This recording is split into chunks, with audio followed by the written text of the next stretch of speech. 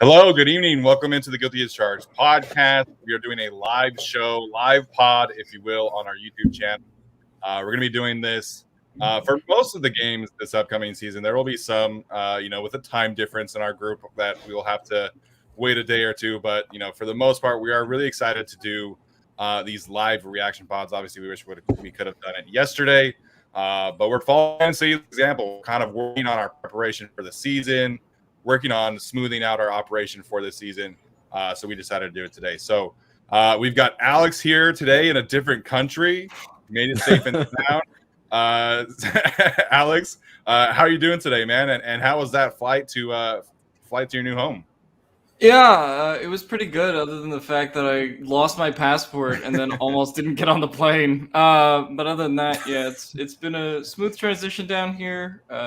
Went food shopping today, so that's my first time doing that in a foreign country. But yeah, so everything's getting settled, and my body after the flight and everything just would not allow me to stay up till 10.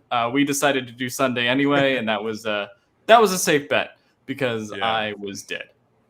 Yeah, that jet lag to a foreign country, even if it's just down south to the Caribbean, not across the pond, it definitely is real. Arjun is joining us today as well. We got our first quad box of the Guilty as Charged podcast. So, Arjun, how you doing? And you happened to be at the game yesterday. So, what was that atmosphere like yesterday at SoFi Stadium? Yeah, so again, thanks for having me on. Super fun to do one of these with all four of us.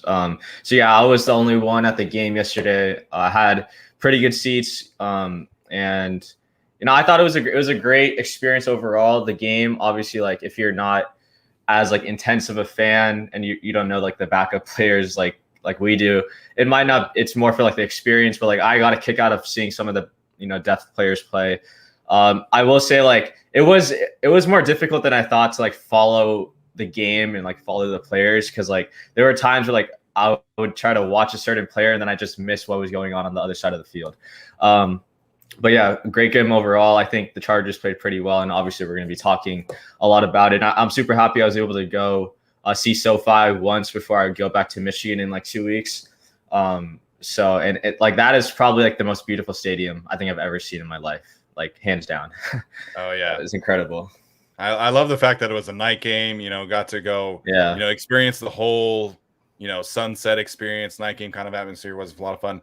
I saw a lot of people complaining about the parking at SoFi Stadium. Tyler, you can speak on this too, but you didn't get to go to the full thing. So Arjun, what was the parking experience like yesterday? Yeah, so game started at 7 West Coast time, and so I got there at like 5. Honestly, like I knew I was driving from like the Irvine area, so already going up to Inglewood is going to be pretty bad, and so like it took about like an hour to get there, and to get off the freeway off into like the Inglewood area was pretty rough. But because I got there pretty early, the parking wasn't as bad. Like there were a lot of spaces open, and luckily I parked next to the exit, so like I got out within like 3 minutes. That's good. But yeah, I can totally understand how like if you get there at like 6:30 or like you're attempting to get there at 6:30, you're probably going to get there at like 7:15. So I would say like make arrangements to get there at least an hour and a half ahead of time, because like you're probably going to be planning for a lot of like waiting in lines, especially in the parking area.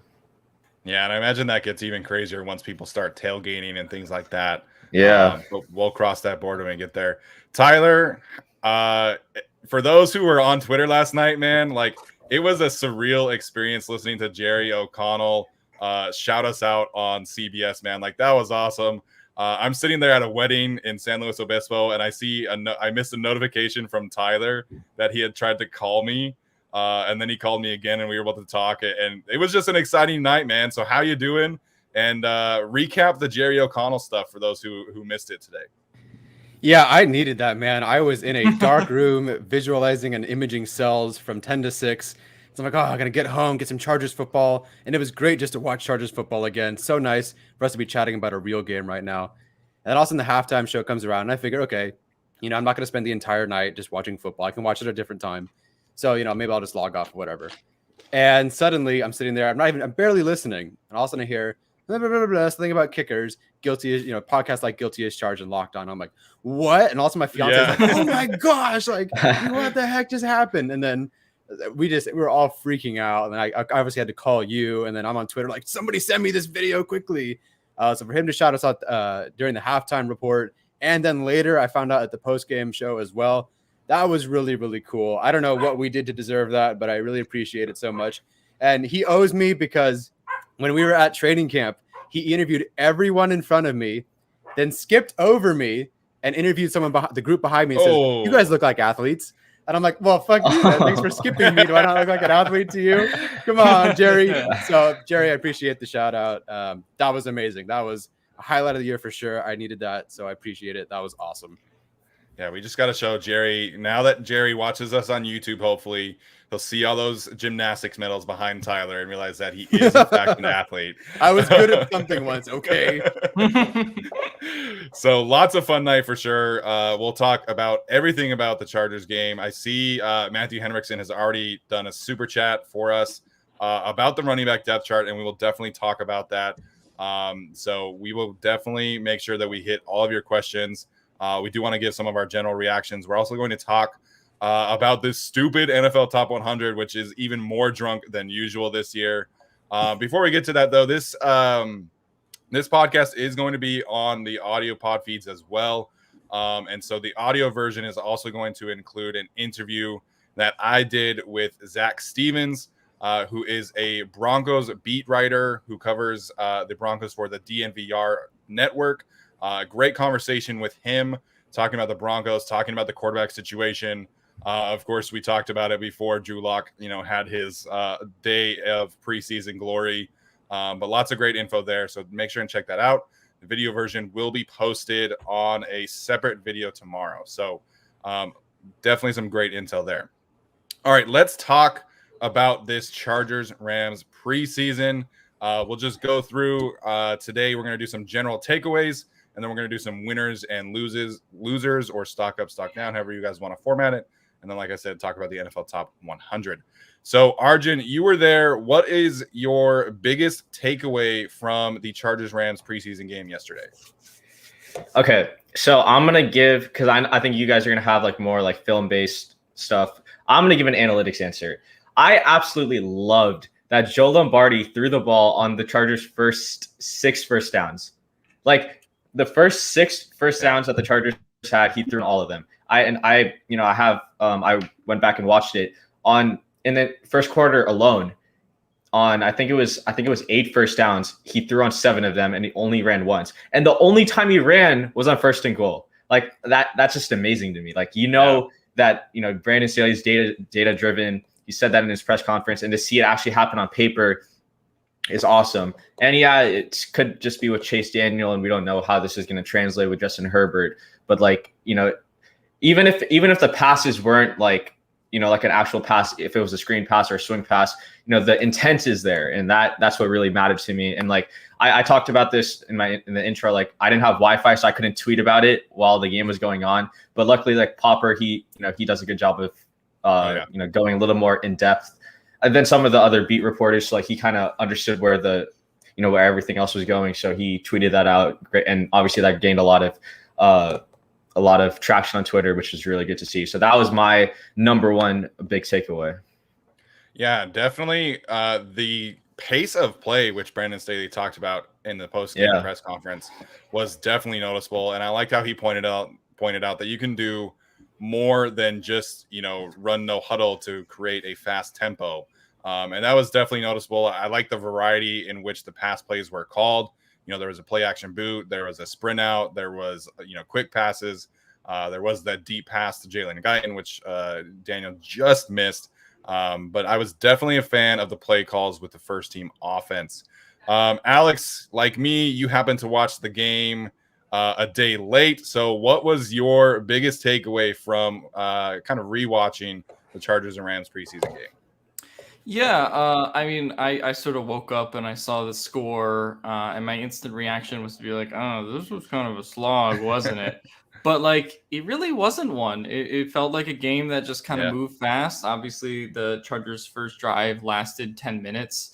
Like Arjun said, that the pace of play just kind of kept going, and it never really felt like there was a dud in the action where neither team maybe neither team could get going on offense, but there was always like some kind of, defensive play, like that big Kaiser stop or something that really shifted things, right? Even though it was 13-6, it did not feel like, a 13-6 kind of game. So that was kind of my instant, takeaway from watching it. We'll get into kind of breaking it down further with winners and losers and stuff, but I really thought it was a promising effort from a lot of guys. Larry Rountree, who I've always liked and never talked bad about, had a great game. And it was just a really fun game all around. It seemed like the atmosphere was kind of back at SoFi. I couldn't really hear whether there were more Rams or Chargers people. It felt kind of even. I don't know. It was more Rams. It was more Rams. But it was their home also. Yeah. That makes sense. I think it was more difficult probably to go to the game as a Chargers fan. But yeah, so that kind of made sense. But no, I thought overall it was a really good night just to get back to football. And there's a lot of things they have to clean up too. We'll talk about special teams, which was kind of a nightmare again. But overall, I felt good watching it and was just happy football was back overall. All right, Tyler, outside of the Jerry O'Connell shout out, man, what was your biggest takeaway from yesterday? And you've happened to go back and rewatch, I think, if I'm not mistaken. So what was your biggest takeaway from yesterday's game? Yeah, I was just so stoked to see that Staley has the depth of this roster so competitive and energetic, whether that be, Brandon versus Hall or Gaziano and Fehoko and Merrill and Covington versus each other, or, Ogbongbemiga versus Neiman. Like, there are so many players on this defense that are just fighting, and they are so good. So many guys at different spots deserve that last spot. And again, like at any point, whether it's interior defensive line, linebacker, corner, slot corner, safety, whatever, I would so much rather keep those guys than Easton Stick, and we can get into that. Like they're just, these guys are fighting their tails off and playing so well. How can you let any of these guys go? It is the most fun I've had watching a preseason game in a while because they are so competitive at different spots. And then of course, I mean, come on, Kaiser White and Drew Tranquil out there yesterday. That was amazing. And, watching them at the scrimmage, they absolutely shut down the run game, even with Murray going out that game. And the reason in my most recent roster predictions that I had them letting go of Fehoko and keeping Broughton is because even though Fehoko, I think, is a more of that run defender kind of guy, they have a good run defense because of these linebackers. And I did not expect that heading into the season. I thought that would obviously be their weak link. And some of the games that we predicted earlier in the season, I thought, okay, they'd lose to maybe say like the Vikings or something, because how are you stopping Dalvin Cook? But man, these linebackers look good. Those two linebackers look so good. They were blitzing, they were covering, they were tackling. I mean, just competitive on this defense. Like the coaching so far, at least on the defense, is an A+. Like I'm so thrilled with what I'm seeing from this defense. Yeah, we were definitely on the same page because I was going to talk about the linebackers as well today because I mean, it wasn't just Tranquil and Kaiser who played fantastic in the two series that they played, but Eamon Ogbongbemiga and Nick Neiman were flying around making plays. So we were very curious to see, what the plan would be with these linebackers this season. And apparently the plan is to let them play with their heads on fire, man. Like all four of them were flying around making plays. I was so happy to see some blitzes, man. Like, Keeman Hall got in the action. Eamon blitzed. Drew Tranquil had a great hit off of Duck Hodges, which, man, like that was some great retribution, man. Just seeing Duck Hodges get laid out like that, it was fantastic. So just the way that these linebackers were playing and the way that they're going to use them, it was just so much fun to watch. All of them got to blitz. All of them got to make some plays in the run game. So I definitely am on the same page with Tyler. Those guys were definitely the standouts. Let's move on to some other players, though. Arjun, who did you think really kind of helped themselves with their performance yesterday? You can mention the linebackers again if you want, but maybe touch on someone else that really stood out to you. Okay, so this is going to be a quick one, but I thought Rashawn Slater looked excellent, like especially in pass pro. Run blocking, he was, kind of what I expected. Like he wasn't like moving anyone off, but like I watched him for a couple of reps, didn't allow a single pressure. He was clean across the board, 100% clean pocket rate, or and I looked at his PFF grade. His pass blocking grade was like an 86, which is like excellent for where it needs to be. So obviously he only played one drive, but 19 plays. I mean, he kind of got like a really good workload in, and he looked fine. stamina wise. I'm gonna go with Keemon Hall, and like I think if we do roster predictions, I think they should keep John Brandon, but I think Keemon Hall had a really good night. And it's not just like the plays he made, because he had the forced fumble that they didn't recover, and that was like I had the clear vision on it. Like they should have recovered that. Tillman. Yeah, that was a really good punch. But the other play that I thought was the other thing I really liked about him was Staley likes to use him as a blitzer, and you mentioned it like a couple of minutes ago. They blitzed him twice out of the slot, and one of them he was literally in perfect position when they ran a bootleg, and so he forced the incompletion because he put, I think it was Hodges, under pressure. And it seems like, you know, he was the guy starting on special teams as a gunner and kick coverage, and then it seems like he was the guy that came on in nickel from what I saw. So to me, it seems like he's kind of like the trusted player of the staff, which I don't really mind. He looked pretty juiced out there, and like he didn't really get targeted that much. He only had like 2 targets. He allowed 1 reception, and he was flying everywhere, used as a blitzer, kind of guarding like the shallow part of the field. So I really liked what I saw from him on defense, and he was kind of the guy that was like my standout from yesterday. I love Alex, that. who stood out? Oh, Sorry, I just want to jump in there real fast. You know, for Slater to bounce back, while rewatching the scrimmage, I personally gave him 6 pressures and a sack given up. It was just a rough day, but you're playing Joey Bosa, Kyler Fackrell, Lieutenant Wosu. It's tough. So for him to bounce back like that in like a real game setting and just crush guys is wonderful. I was so happy to see that. Yeah, I thought Rashawn Slater was obviously really great to see just him do that. And unfortunately, when Rashawn Slater came off the field, we saw the drop-off between him and Storm Norton and Trey Pipkins and all those guys. But yeah, that wasn't too pretty. But my guy of the game, other than Larry Rountree, who we talked about a little bit, it's got to be Joshua Palmer. I thought he was just really crisp. There wasn't really like a big play where it's like, oh man, he just gained 20 yards, but 6 receptions, I believe about 36 yards. And every route was just really clean, whether it was that like hook he was running or just getting open in general. I was impressed with how easily he got open in comparison to say like, Mike Williams, who like doesn't do that stuff quite as well. And Palmer may be viewed as kind of that natural replacement eventually. It was just it was really interesting to see him just be this crisp already with his route running, and he can kind of only go up from here a little bit. You look back to that clip of the Senior Bowl, which is him kind of getting open and finding that separation, and I think he's really only going to get better as time goes on. So I really liked what I saw from Josh Palmer, which is why he's in the thumbnail.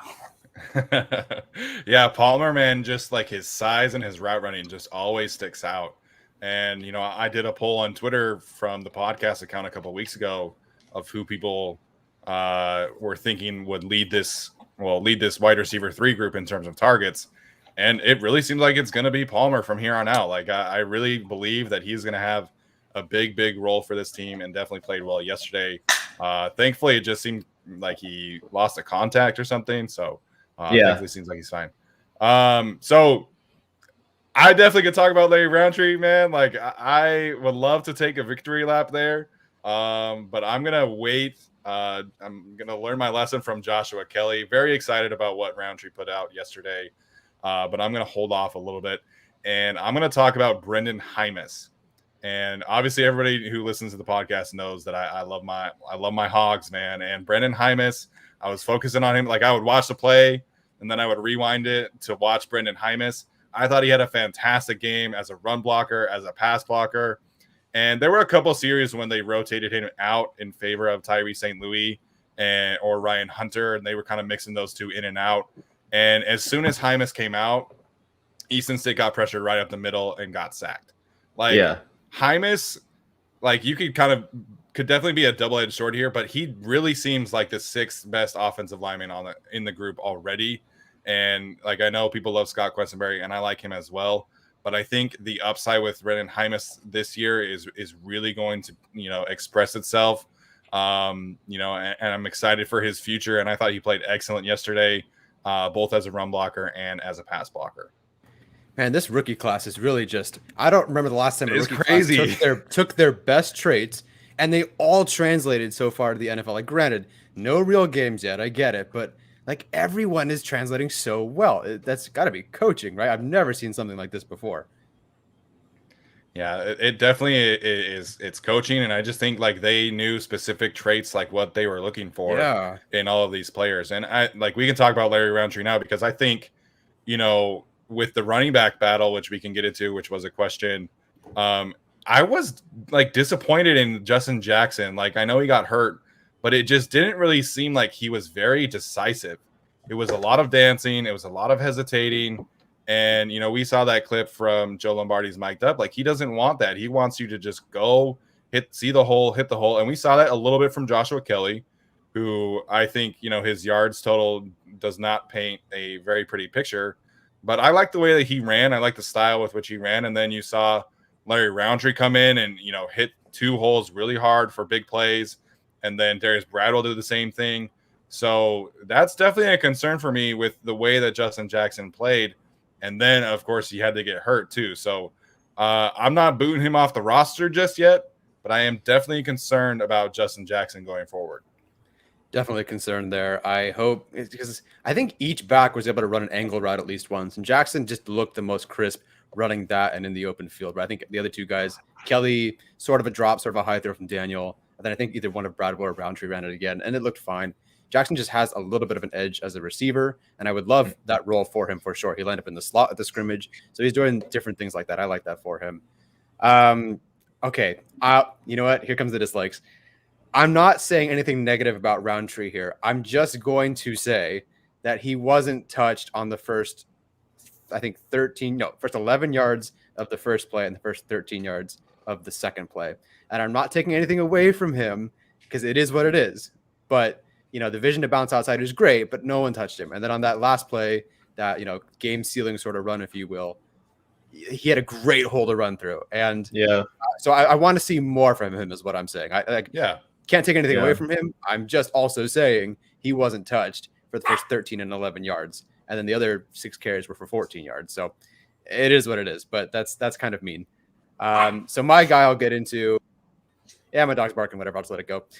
So my guy is Nick Neiman, and I wasn't sure how he was doing, considering as soon as Murray went down, Ogbongbemika came in when they were playing at the scrimmage. I'm thinking, okay, what are they doing here? And I was actually surprised that they were both on the field at the same time rather than rotating like they did at the scrimmage.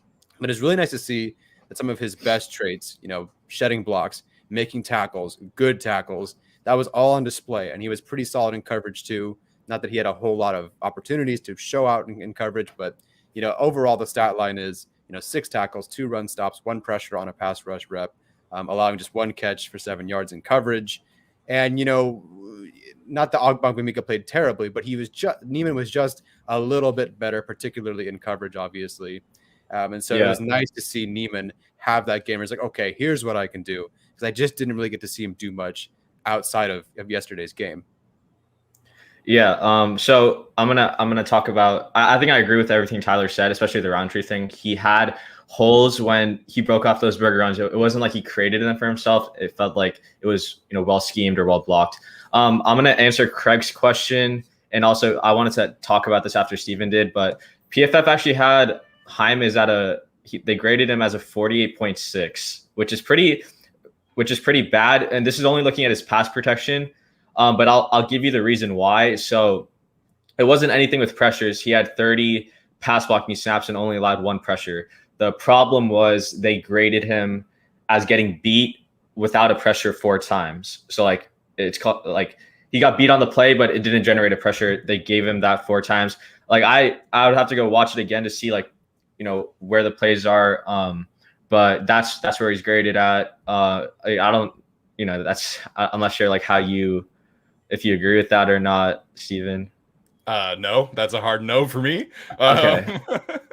I was surprised it was so low, but I didn't expect it to be super high. There were a couple of mistakes in there. Yeah.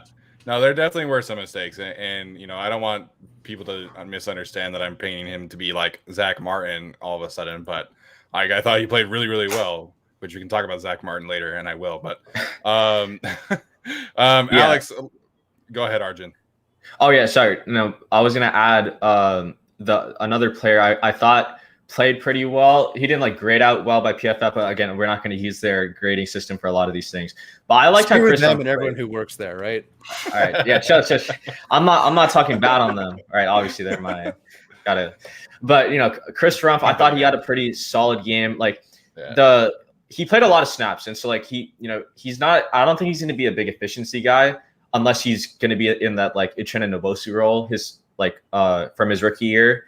But like I thought Rumph's energy was like pretty intense, and like I was like watching stuff after the play. He was always the one that would like bring the energy to the huddle, which I liked. He was chasing guys down like after they got past the backfield. Like there were plays where they had like a miscommunication in the secondary, and Rumph was there chasing them down. He had a cleanup sack, which obviously isn't something like you really want to see. Like you want to see him in a coverage sack, but he was still hustling after he got blocked. And special teams, I think so. We're going to talk about special teams later, but like he obviously is going to be playing on special teams, which is good, shows his value. But the only thing I think he struggled in was like setting the edge against the run sometimes, but that's expected, given his weight. But I thought like he was a pretty high energy guy yesterday, and like you kind of have to be like you have to focus on him if you want to really see it on the field. But that's kind of another one of my guys that I really liked. Yeah, I thought Chris Rumph obviously had a good day. Everyone kind of in the edge group I thought was pretty solid. I think when you go to Egbule, I think he had a good day. I also saw Joe Gaziano like a lot, just getting involved. There was that one play where like Gaziano, Rumph, and Egbule just like swarmed. I think it was Bryce Perkins who was in the game at that point. And so that was a pretty good sack. So all of them really did pretty good, and it's a deep kind of edge room. Not that I'm going to say it's a deep edge room after one preseason game, but I feel better about that edge group compared to what I did before, which is like, well, we kind of don't know what Rumph is going to be yet. He looked bigger. He looked better than, say any of his Duke tape. And then I think the same goes for, the guys towards the end of the roster who are trying to make it like Egbule and Gaziano. You just saw a little bit of motor out of them. And got to be honest, I like that effort. Going back to the linebackers that we talked about, right? Like, you can look at Amen Ogbongbemiga in pass coverage and be like, oh, I didn't really like that. But he made up for it like a ton in the second half. Like just getting after it, getting run stuffs in the backfield, getting pressures. He was just all over the field, and it was just that continuing theme with linebackers, throughout the day. So I really liked kind of everyone on the defense for the most part. Like it was just a really intense effort. Not everyone, but it was an intense effort from really, all the kind of units. I didn't think there was like a weak one where I went, oh man, that could have been better. Yeah, and Eamon trucked the shit out of Raymond Calais in the backfield. Like that was, I saw that happen, and like I was like, man, that's has to get a highlight on Twitter or something. Eamon had a good day, and he blew that guy up. And Asante Samuel Jr., man, like he woke up and chose violence against Tutu Atwell. Those old ACC rivalries were showing out. But yeah, in terms of Chris Rumph, his effort is everywhere, man. And Joey Bosa was talking about it in his interview with LT and Matt Money Smith that they're doing GPS readings on all these players now, and Rumph is always like the highest one of the edge rusher group. So I still have some concerns, like Arjun mentioned, in terms of becoming a well-rounded player. But if the Chargers are able to get consistent effort out of him, like I'll take that, and then the production will come later on. And really, that's all you can ask for from him at this point. And he was flying around making plays all over the place too. So I think one of the other groups that really stood out yesterday was the interior defensive linemen. Forrest Merrill, had a couple tackles for loss. Christian Covington only played the 2 series, but he had a couple tackles for loss. Braden Fajoko had some good pressures. Joe Gaziano had some good pressures. So I know there was some confusion in terms of where Joe Gaziano was playing. He is essentially a defensive tackle right now. If you want to, label him like that, he is an interior rusher. So I think that fits him better.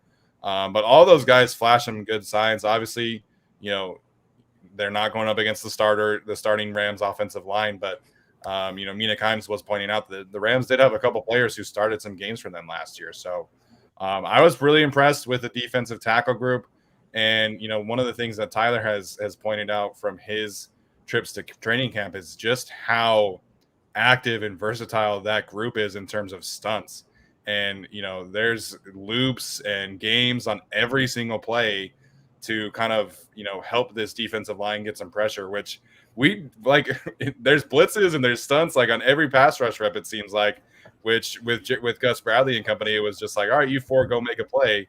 So I was really impressed with the way that those defensive tackles played. And, I think that's, some good things going forward. Obviously, Cortez Broughton did not play, but I'm looking forward to seeing him get back in the fold because he's got some competition to make up from these guys who were able to play yesterday. How do you pick? There are so many guys that deserve a shot on this roster. I've never wanted to keep somebody interior defensive lineman in my life.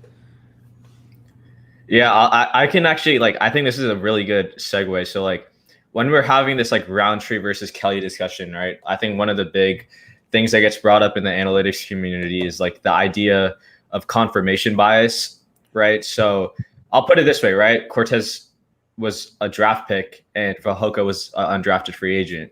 Kelly was a pick by the previous regime and Rountree was the pick to replace Kelly, is what we're assuming, from this regime. And even though Rountree was picked later than Kelly, he's the confirmation bias is the idea that this front office and this coaching staff will want to keep Rountree to confirm their priors that he's the better back, or he's better at competing for this RB3 or even RB2 spot than Kelly is. So I think, I'm not sure how this is going to unfold. Any injury could cause a huge change in our predictions. But when I look at it, I think confirmation bias is probably going to be the number one thing that determines a lot of these roster decisions.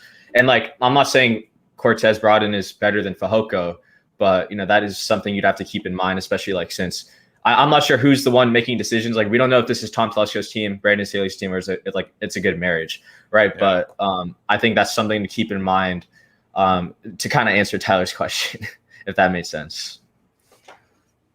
Yeah, I think that makes sense. And in terms of Broughton and Fehoko, I think we talked a little bit about this last pod where I think I would give the edge to Broughton, but not by a lot. In terms of this current regime, I don't really think they care either way because Fehoko was an undrafted free agent by the previous regime and Cortez Broughton was a pick by the previous regime. So there's not a ton of differentiation there. I could definitely see it with Rountree and Kelly because the new coaching staff pretty much did draft Rountree, and you can kind of go through a bunch of other positions on the roster, the Neiman pick as well, versus some of the older linebackers who've been on this team.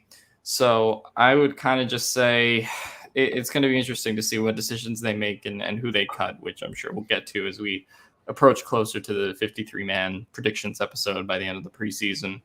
But yeah, no. Do we want to start getting into some losers? From yesterday.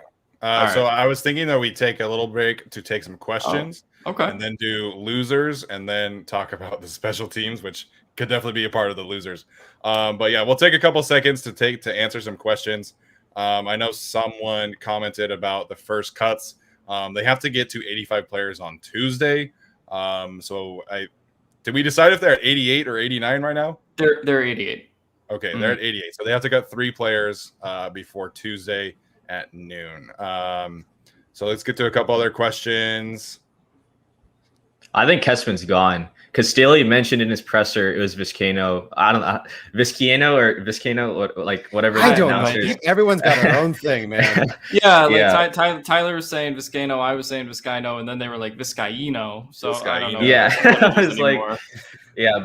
I was Staley didn't mention Kessman at all in his post game presser. So I think it's firmly between Badge and Tristan. Yeah. Which they could definitely make that an easy thing with Kessman. Unfortunately, I think Alex was the most excited about him, but we were all pretty excited about the possibilities of adding that kind of leg to the team. So Thomas Martinez wants to know our thoughts on Donald Parham. According to what's his name, Siciliano, Andrew Parham. The freaking phonetics were a mess yesterday, so someone needs to fix that for the future Rams games. Yeah. But I thought Donald Parham was really good yesterday. I was really pleasantly surprised at what he was able to do as a blocker. There were a couple outside zone plays in specifics where he had to go out and set the edge, and I thought he did a wonderful job with those kind of plays. And then he had the one really nice catch from Chase Daniel. He had another short pass from I think again from Daniel. And so it definitely seems like he is growing. Gilbert Manzano dubbed him the most improved player on the team earlier today. So I don't know if you guys had anything else on Donald Parham, but I was impressed. I was very pleased from what I saw from Gigantor. Yeah, I mean, I think he pretty much picked up right where he left off, like kind of at the end of last season. You know, he started kind of gaining that confidence. Like there was that touchdown he had in the Chiefs game where he just like kind of caught it from Herbert and juked back in. Like that was kind of a nice play. He's just, you know, for his, I feel like last year there was a lot of like learning how to use his size a little bit, but I think he's kind of actually getting a little bit better at it now. And I think you've seen that in training camp. I think you've seen that, you know, obviously last night. And so I'm excited to see what he brings. I didn't see a lot of Anderson last night. I mean, I'm sure he was blocking and stuff. Did you guys see a lot from him, or? He was on the field, but he did not get targeted. Okay. Yeah, Parham's interesting. I I didn't think he'd be used almost, I would say equally as Cook, but in the scrimmage, and I get going back to the scrimmage, but that's the first team, so I'm going to watch it. He was moved around quite a bit outside in the slot, inline tight end. Like I was surprised how often he was going to be used in different spots as a receiving tight end. And McKitty, it seemed more like the blocking tight end. McKitty was okay last night, but yeah, from what I'm seeing from Parham, like he's going to have near equal opportunity with Jared Cook as a receiver. Yeah, I guess I'll add on to that. So like, I just wanted to see him be used more in the red zone, especially on that first drive where it was kind of like the starters, like, you know, they weren't like super efficient in the red zone. They didn't run the ball particularly well, but it was good to see him as like the tight end one of the group. And like Steven said, he had a couple of nice catches in the game. Yeah. Bolt Brett, shout out to Bolt Brett, man. The Rashawn Slater versus Joey Bosa graphic was truly an epic day on Twitter. What's your favorite Jerry O'Connell film? To be honest with you, like Kangaroo Jack is really like the only one that I like have seen of his. I have seen Jerry Maguire, but I don't remember him. But I definitely like remember Jerry Kangaroo O'Connell Jack. film. Yeah, exactly. But definitely remember Kangaroo Jack for sure. We're all about that age in this group. I don't think Arjun knows what Kangaroo Jack is, though. Yeah, he might not. Yeah. We're all just a little bit older. We'll have to watch that one. Let's see. All right, so a couple people asking about the backup quarterback battle, which we can get into, and then we'll talk about the unfortunate special teams and some other losers.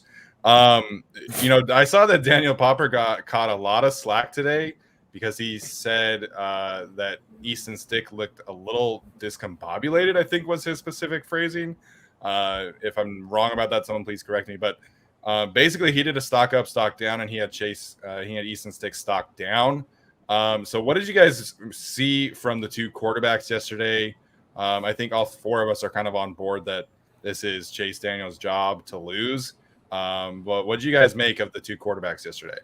I was pretty neutral on Easton Stick. I didn't really see it as stock up or stock down personally. He hit all the throws he was supposed to hit. I think he looked better than he did in the preseason 2 weeks ago, just in terms of like knowing where he is. There wasn't that pass where it was like, oh, who was that for? Like that pick he threw in like the Saints preseason game, you know, a while back, 2 years ago now. So he definitely looked like he grew a little kind of just as a passer, a little bit more comfortable. But again, like I just don't think it's enough to compete with Chase Daniel, who's been here, done that with this coaching staff and has that relationship. You know, if they do end up keeping three quarterbacks, I could see it. But again, this goes back to, you know, Tyler's point, which is like, hey, I'd rather keep this, you know, edge rusher over a third quarterback or this interior defensive lineman, right? So yeah, I don't agree with Popper that it was stock down on Easton Stick. I thought he was fine. You know, I mean, he kind of looked discombobulated because Trey Pipkins and Storm Norton were blocking for him. And, you know, that'll cause a lot of stress. And there was another play with Sokol and Norton where they just both got Yeah. bull rushed and pretty much killed him. So that wasn't great. To me, he's still on the cut line, but specifically from this game, I didn't really feel like he was stock up or stock down. I was pretty stock neutral on him. Yeah. Go for it, Arjun. Okay, my bad.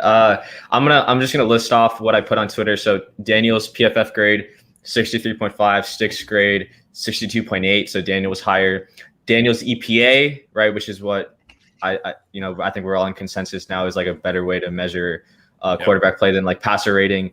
Daniel's was 0.155 and Stick's was negative 0.024. Now, granted, Stick took the 2 sacks, which definitely hurts your EPA a little bit more, but the way I look at it, right, like Daniel's passer rating was like a 70 or something, but like he was moving the ball efficiently down the field and like he was taking what the defense was giving him. The play calling was super conservative for him. Like he had like an average time to throw of like 2.3, which is like super quick. And like, but there were times where I saw like, it could work. Like he was making checks at the line. Like I think that one pass he made to Tyron, like where they were in I formation and he just swung it out to him. That's like I feel like that's just like a check he'd make at the line, right? Which is something like Daniel is much better at than Stick. We can all agree on that, especially with his experience. So I thought Daniel had a much better day yesterday. The data kind of backs it up also. And to me, I thought a lot of Stick's, completions, he didn't have a single incompletion, but a lot of his stuff were kind of like gimmies or like they were just schemed open. Like the one play I think he did really well was the bootleg where he made a really nice throw to Jason Moore, who also had a nice like diving catch. He sold that really well. Like I even saw him, like I thought he handed it off and then he ran around, but otherwise like it was just check downs, a lot of short passes. Like it wasn't like anything too impressive compared to like Daniel, where he kind of like marched the offense down and really took what the defense gave him and what the offense, what Joe Lombardi called for him. Mm-hmm. Yeah, as far as the stock down stock or comment, like, I don't know, I can't imagine you going stock down after a performance like that, but I do agree with Popper's comment under his article where he said that it's more of a stock down based on every practice that I've watched and scrimmage and things like that. In which case, Stick just it hasn't been good. It hasn't been really close to good. It's barely serviceable.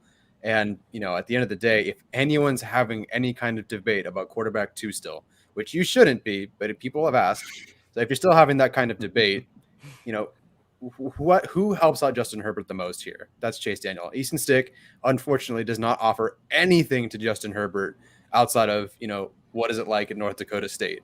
Yeah. Otherwise, Chase Daniel has so much more to offer him. So if you're still wondering about that QB2 battle, like roll with the guy who can give Herbert a boost.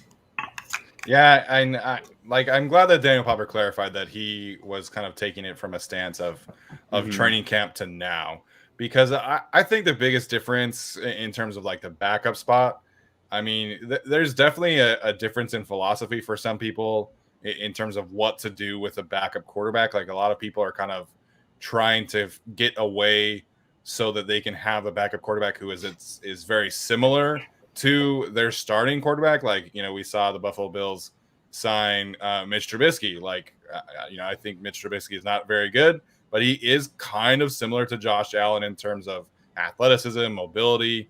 The Baltimore Ravens with my guy Tyler Huntley, who is essentially a clone of Lamar Jackson. Like he's very similar in terms of play style, athleticism. So Chase Daniel is not similar to Justin Herbert in any way, right? But his command of the offense is very noticeable. And even though he's been a career backup, like you can just tell that he's more comfortable back there than Easton Stick was. And I'm glad that Arjun pointed out, his check to Tyron Johnson. He had a couple checks at the line, and he was able to really notice some things. And yes, the execution should have been better, but on the play that Alex mentioned where Storm Norton and Matt Sokol got kind of lit up, to me, it looked like that was kind of on Stick in terms of setting the protections.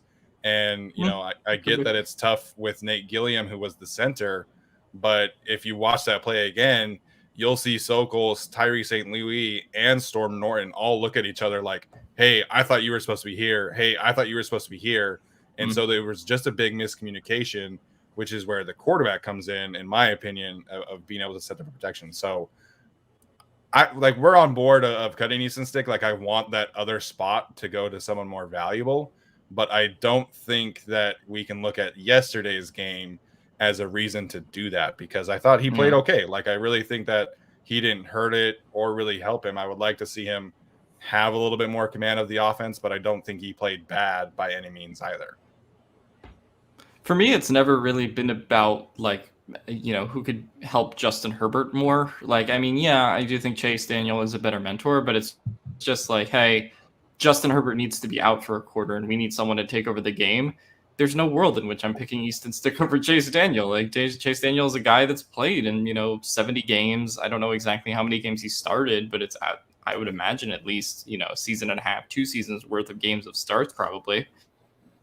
And so, he just has more experience, and like ultimately if they're up in Denver and he needs to protect a lead, of some kind, I just trust him to run the offense more. And he threw some really pretty balls, to the one to Donald Parham and a couple others. He did overthrow that one to Guyton, but that was really like the one big misfire that he had. Other than that, it was pretty constant throughout. So I don't know. It's going to be interesting to see what happens. But for me, I just didn't think I didn't really have a problem with how, Easton Stick did.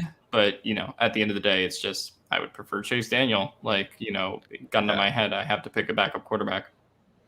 Yeah, and it really seemed like that first drive, like you could kind of see Chase Daniel coming into a game and playing well and, moving the ball with the first team offense kind of setting. So definitely something to keep an eye on for him. All right, let's talk about this special teams comment because someone mentioned earlier if we still have Ryan Smith making the roster or not. I think at this point after yesterday, you have to have Ryan Smith making the roster because the punt coverage, man, it was so bad. And Tutu Atwell is very fast, but when you have a punter like Tai Long who was really in the zone yesterday, he really had some great balls. But the punt coverage was awful yesterday. Yeah. I'm just going to throw this out there. Random observation. Did the field just look slippery? I feel like a lot of guys were just tripping and slipping on that field yesterday. I honestly thought the same thing. Like it felt like on the Atwell and the I don't know who the other returner was, but like the person who was supposed to be setting the edge just like fell down. It was like you just gave him that lane wide open.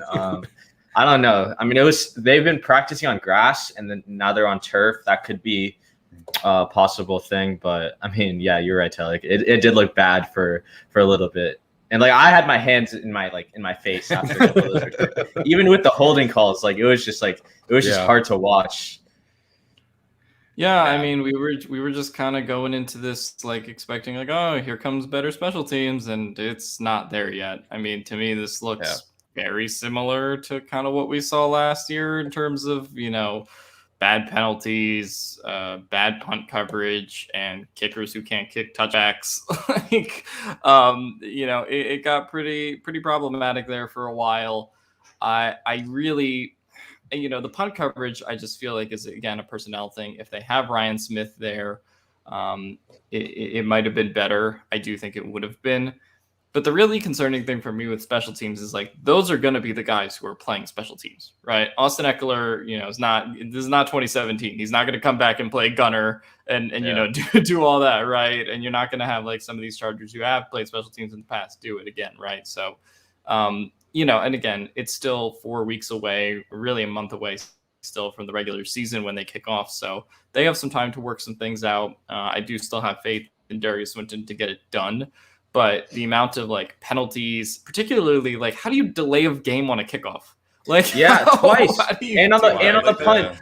Yeah, I'm gonna point out with that. I think it was the punt with Lachlan Edwards, like where we were pinned on our own end zone. Yeah, I actually watched Staley and Swinton try to talk to the ref about it. I think there was some like miscommunication with the play clock, but like I literally saw Staley like struggle to understand like what was going on because like it didn't like it seemed like the play clock happened like faster than it was supposed to. So like the punt one I don't think it should have happened based on like Saley and Swinton's reaction, but like, Yeah. how do you have a delay game on kickoff? Like that's just like, It's so like, bad. like more Yeah. flags like that happened before the play is just like maddening to me, you know? Yeah, and it's one of those things where I was just like, I woke up, I checked the box score, and it's like, okay, Vizcaino went, 2 for 2 on field goals. Badgley hit an extra point. Like, okay, but like, it was really bad. Like the kick, I really don't feel like any confidence in this kicker battle. Like Vizcaino's probably in the lead, but I really have no confidence in him to really be the guy that, hey, you need to hit a 45-yard field goal to end the game.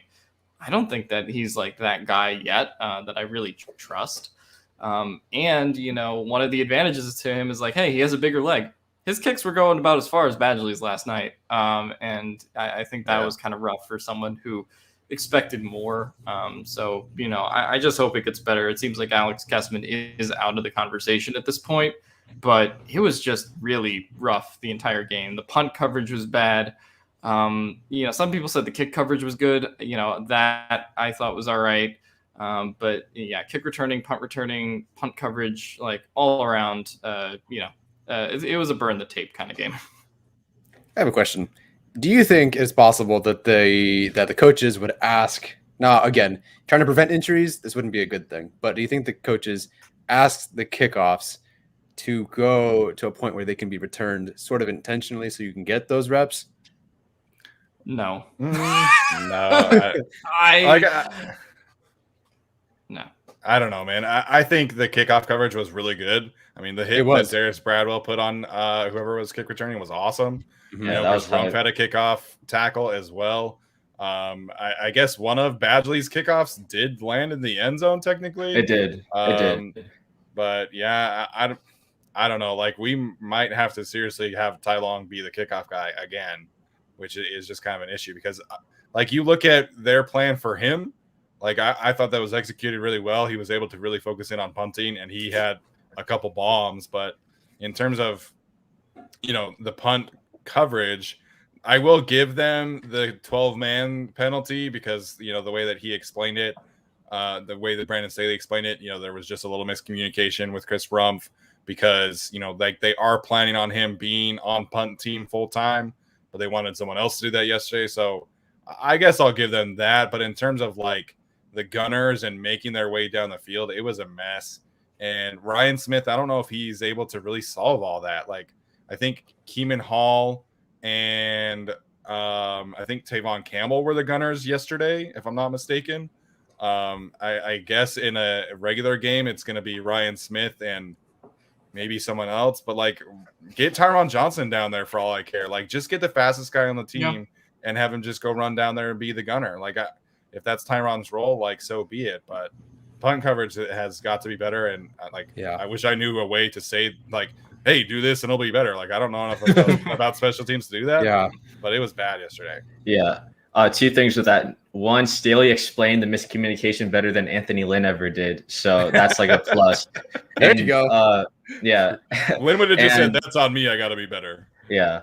And two, weirdly enough, I saw Asante Samuel playing gunner, or he was playing. Yes. Mm-hmm. Yeah, he played gunner, right? Okay. Yeah, he played for, in the game. Okay. Does gunner go both ways? Like when you're the punt and the receiving team? I want to say yes.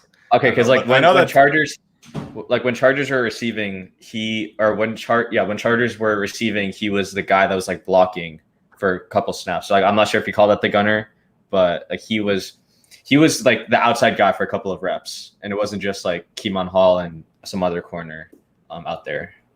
Yeah. No, I'm definitely concerned about it, and like I wish I knew the solution, but it seems like we might be looking at like marginal improvement at best, which kind of sucks. But hopefully they're able to kind of figure it out. And if Ryan Smith isn't able to stay healthy, then that's going to be a big problem. All right, let's talk about some other losers, and we'll wrap this conversation up. Let's talk about some losers. There we go. Unfortunately, okay. So my wife just texted me. Corey Lindsley did check in on the NFL Top 100 at number 60. So Nice. I personally was surprised by that. I did not think that he would make it when I saw freaking Teron Armstead at like 72 and Zach Martin at 85. But very happy that Corey Linsley made the list. So we're putting all right. Herbert ahead of Linsley. I guess so, like man. I said, it's top 40. Well, he's got to make Wow. it there. I don't owe you jack shit yet until he makes that top 40. Yeah. He's gonna get 41. Yeah, I had hella people in my mentions like talking about like, because I'd put Linsley on my like predictions thing, but like he wasn't a Charger last year. Like I couldn't like, you know, I didn't feel comfortable saying like, you know, he was part of the Chargers last year. Like I would say like if hypothetically Hunter Henry made the top 100, I would consider him like 4 Chargers made the list because he played for us last year. Linsley played for Green Bay, right? So he's not a Charger yet. He is now. But yeah, I'm happy for him. He definitely deserves it. Like I saw they put Brian Kelly in like the 60s. So I was like, Linsley has to be better than Kelly. You know? I just didn't have any confidence because when they did the ESPN survey, which isn't players, like it's executives. Yeah. But Linsley was behind Ryan Kelly. Like he was like the 14th or 13th, you know, interior offensive lineman. That's so crazy. I know that he deserves to be on this list 100%. But I definitely did not have confidence that he was going to do it. So just really quick, since we've started, they announced Baker Mayfield at 71, Eric Hendricks at 70, Ryan Kelly at 69, Josh Jacobs at 68, KJ Wright at 67, who until recently was a free agent, which is kind of funny. JJ Watt at 66, Calvin Ridley at 65, Demario Davis 64, Fletcher Cox at 63, AJ Brown 62, Chase Young at 61, and then Corey Linsley at 60. So that's where we're at right now. Who signed KJ Wright? The Raiders agent. The Raiders. No, he's still a free agent. I missed that. Oh, he's still a free agent. Yeah, that's right. He had a visit. Yeah. Oh, okay. Yeah. Huh. He actually fits pretty well in defense. I'm not gonna lie. Like he'd probably play the Sam linebacker, like the strong side, or he could. I mean, he could potentially replace Littleton on like nickel packages. But it's the same system that it's the Gus Bradley Seattle system. So yeah, same old shit. But I mean, yeah, I had to laugh yesterday. One of the Raiders reporters was like, "Oh my gosh, a Gus Bradley blitz," and I was like, I don't miss that shit, man. And then, the Lions were a mess in the 2-minute offense, which was, oh man, just do not miss that old stuff at all. All right, let's talk about some losers. Unfortunately, if you want to call them, like full-on losers, I'm not going to say that, but maybe stock down if you want. I think we have to start with Joe Reed. Unfortunately, I don't see a way that he makes the roster at this point. They gave KJ Hill 30 reps yesterday on offense. I think he did return a couple kicks, but Jason Moore had 21 reps. Austin Pearl had 10, equal to his. So, and he didn't play a single offensive snap until late in the third quarter. So, unfortunately, I just do not see a way for Joe Reed to make this roster, which sucks. But, I think he's the biggest loser of the day. Yeah, that one was tough.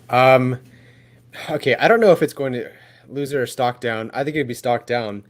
I think it potentially is Austin Prohl, just based on that game, because he wasn't working until, with the second team. He wasn't working until the second half. And then they were running quick screens or slants to like Guyton or Johnson or whatever, which kind of saps his role that I've seen in training camp. So, while he did end up having like one punt return and it was like short and sweet and, to the point, just running down the sideline, I don't know, like KJ Hill went out there first on offense. KJ Hill went out there first on special teams. And maybe that's just how they did it. Coin toss. You two are fighting. You get the first half. You kind of get the second half. But I was surprised to see not only Pearl not make it into the first half, but also have some plays. Because Daniel's been targeting this guy like crazy. So for them to pull him in favor of other guys was odd. I was actually surprised to see how little he was on the field. Yeah, I would say stock down on Prohl and Reed in general, and that's kind of unfortunate for both of them. I still think Prohl has an okay chance to make the roster, but certainly kind of less likely with how much he was on the field last night. That's sort of one of those training camp, oh, this guy's doing really well, and then actually he didn't even play. So there's a couple of those every year where, training camp ends up being a little bit of a fugazi. All right. Craig Smith, who watches the show, he had a really great tweet where he said, I'm sure that Trey Pipkins is a great guy. I'm sure that he helps old ladies cross traffic really well. And, he just does everything. Great Samaritan. He sucks. Like, oh my God. He was on roller skates the entire game. Norton looked out of sync. I would say, like, it has to be Pipkins as the loser just because Norton ended up playing more snaps. But really, my loser is whoever is behind Brian Bulaga. And that is a concern because of how much Bulaga has been injured. I just do not have much confidence at all, like, in anyone to fill in for him. And that was the case last year. And as Senor says in the chat, Trey Pipkins was getting, like, wrecked really by third stringers. I didn't have much faith that he would amount to anything this year, kind of especially after last year. Like, he's a project that hasn't panned out. So, like, at this point, I'm not really, like, losing sleep over it. But it's just one of those where it's just, like, it's disappointing to still see him like this and not even really any more developed than he was, his rookie year. Like, he just looks like the same player in terms of, what we've seen from him. So that's unfortunate. Someone points out Trey Pipkins does train with Trent Scott. So he had some Trent Scott vibes last night for sure. No. Just real quick before Arjun jumps in, like, I will say that I think Pipkins has improved as a run blocker. Like, I think he is better as a run blocker. But the thing with Trent Scott is really just, like, he doesn't have a strong understanding of balance and leverage. And, like, his initial sets are fine. His initial punches are fine.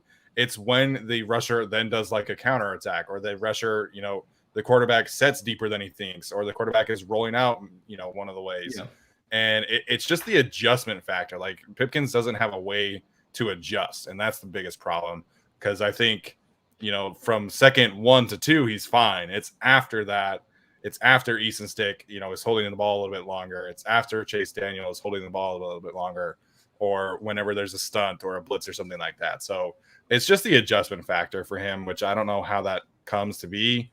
I thought Norton was okay, but I definitely do not feel great about either one of those being Brian Bulaga's backup. And it sucks because it's like you probably have to keep both at this point and try and let them develop enough in practice, like, throughout the year, and then hopefully Bulaga is able to kind of stay healthy. It's not a great situation for them to be in. All right, Arjun, sorry to cut you off there, but who was your biggest loser of the day? Yeah, so I'm actually going to give someone not many people talked about, but I was really watching him on the Chargers' first defensive series, and he actually didn't, impress me at all. And that was Uchenna Nwosu. I thought, with the Rams resting 38 guys and them having, pretty much their backups or third stringers at tackle, he would generate some pressure. He would be, in the backfield. He had 10 pass rushes, 0 pressures. Kyler Fackrell had 3 in the game. Nwosu didn't necessarily look like he was setting the edge against the run. I don't know who's going to be, quote unquote, starting. I know they're going to be playing an equal amount, but Nwosu and Fackrell, Fackrell to me is, I've said this before, he fits the Joey Bosa mold, and Nwosu, and Chris Rumph are the more skinnier athletic players. Right. So, it was a little bit concerning to me to see Nwosu didn't make that much of an impact. And the Rams quarterbacks were holding onto the ball for a decent amount of time. Their average Perkins and Hodges, their average time to throw as a whole was over 3 seconds. So generally that should be close to enough time to, get to the quarterback, but Nwosu didn't really do that yesterday. And actually, I didn't think Asante Samuel looked too good. I think he got picked on a little bit. And it was the 1 3rd down where the guy kind of just ran it was either a really short post or just a slant, I guess. But, it went for 12, 13 yards. There was another play, I think him and Rumph or him and Adderley had a miscommunication, and the guy was just wide open on the sideline. Yeah. And Adderley got him out of bounds, but like I think that was on Asante's side. So, you know, he didn't look too impressive. The hit on Atwell was really nice to see. Like he's going to be aggressive and, you know, when tackling. But, you know, two guys that are pegged as starters didn't really produce against the backups for the Rams, which is definitely a little bit concerning. So I think Asante is going to get better with game reps. Yeah. And obviously, like if you're going to reference PFF for these kind of things, like PFF has done a good job of saying that their coverage grades as a whole isn't the best because they're only grading the player when they're targeted, if that makes sense. So like, you know, Asante Samuel's coverage grade I didn't know that. is pretty much only when he's targeted, right? Like, you know, Jalen Ramsey had like a 70 coverage grade last year. But how many times are you throwing to Jalen Ramsey over the course of a game, over the course of a season, right? Yeah. Like I think everyone should have Jalen Ramsey as the best cornerback in the game. Any model, any ranking should have Jalen Ramsey as the best. Like PFF has even acknowledged that they think Jalen Ramsey is the best, and like just their coverage grading system is going to be going through like some changes hopefully this year. But yeah, so that was just my little thing on PFF to, you know, help take some of the heat off. But yeah, those are my two guys, starters, but didn't have the best games against backups. Well, that's some good info, Arjun, because I definitely did not know that about their grading system. So, Dark Bosun 369. Asante Samuel is definitely still cornerback 3. I think we'd all be pretty surprised if he wasn't at this point. But you definitely want to see these starters who are actually playing in these games play a little bit better. I definitely was surprised at like the lack of attention that I focused on at Uchenna Nwosu. A lot of it was like, oh, Kyler Fackrell made a nice play there. Oh, Chris Rumford made a nice play there. So definitely not a lot of love for Uchenna Nwosu. So I think that's a good call. I do want to say in terms of the positives, I forgot to mention John Brannon, man. Like this guy, all he does is intercept the ball. Like literally every day in practice, it seems like, oh, John Brannon made an interception. Oh, John Brannon had a pass breakup. So he's a ball magnet. I'm very excited to see how that progresses. I think him and Keeman Hall are kind of the two guys that I think have the best chance of being that 10th defensive back if they do decide to keep 10. But John Brannon had a great game yesterday as well. All right, guys, any other final thoughts today before we wrap up? Justin has been announced on the NFL Top 100, so I assume that is coming later on. But Alex, we'll start with you. Any final thoughts before we wrap up today's show? Alex, speechless. What was the question? Sorry. Any final thoughts? Oh no. So someone did mention in the chat. I think it was Senior that, you know, like if Pipkins was a 6th or 7th rounder, then like maybe we wouldn't be crushing him so hard. But like, you know, that's kind of you know, I didn't really like how Norton or Pipkins played yesterday, but Norton is ultimately like an XFL guy who, you know, may or may not work out, but it's pretty low risk either way. So I think the 3rd round pick on Pipkins specifically is looking worse each day, unfortunately. Yeah. No, but other than that, yeah, I thought it was overall a pretty good game for the Chargers, all things considered. Most important thing, like, you kind of got out with most people healthy. Justin Jackson did get hurt, which is something we'll have to monitor. But I sort of think Larry Rountree put Joshua Kelly more so on the hot seat than Justin Jackson, personally. But we'll see kind of what happens. Obviously, they play the 49ers next week.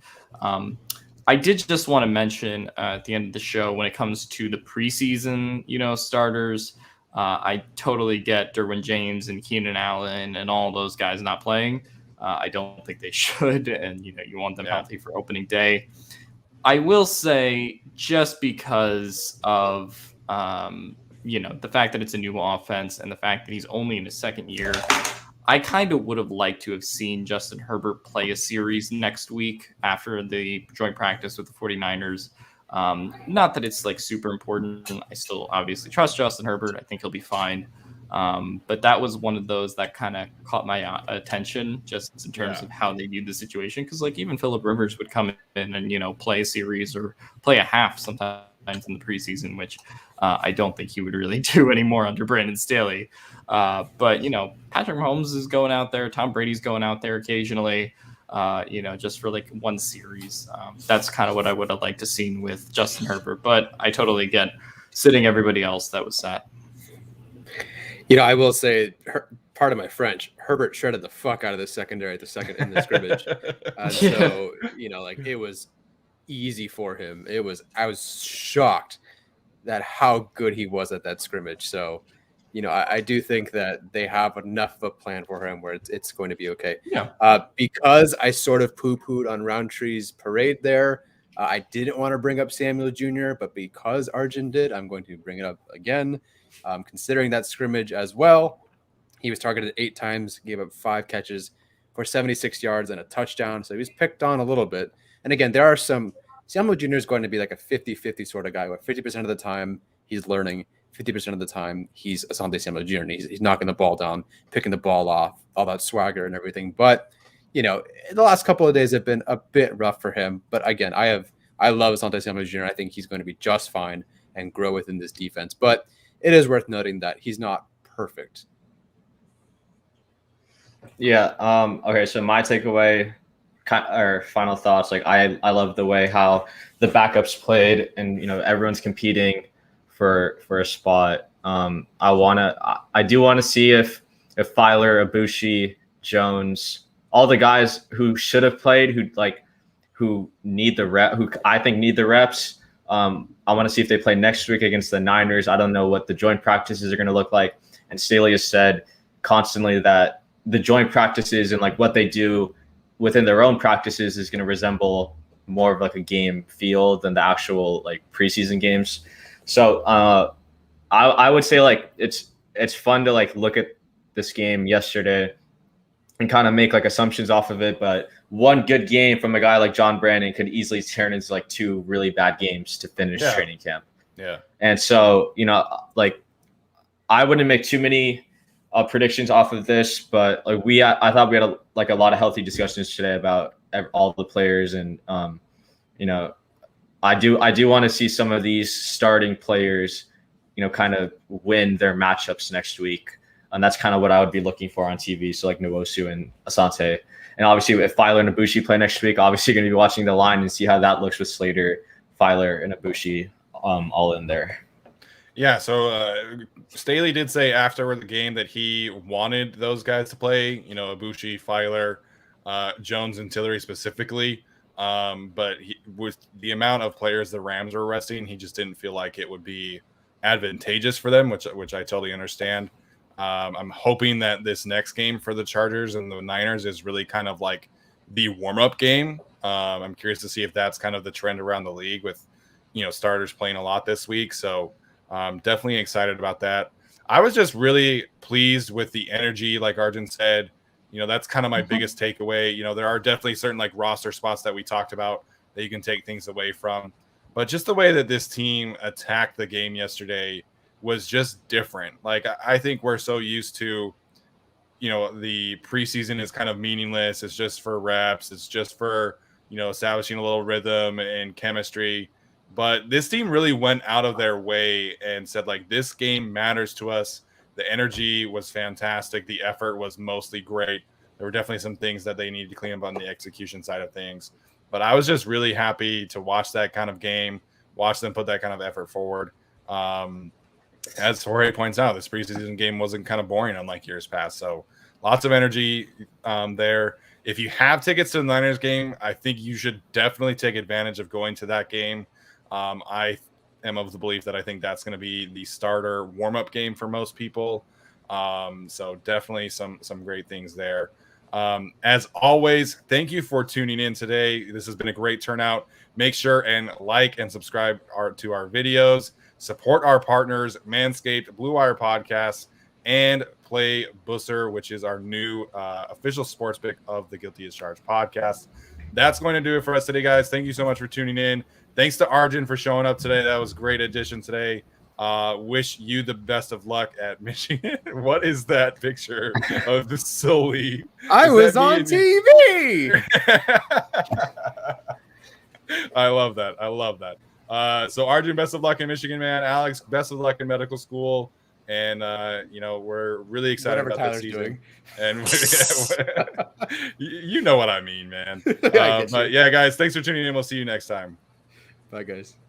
Peace.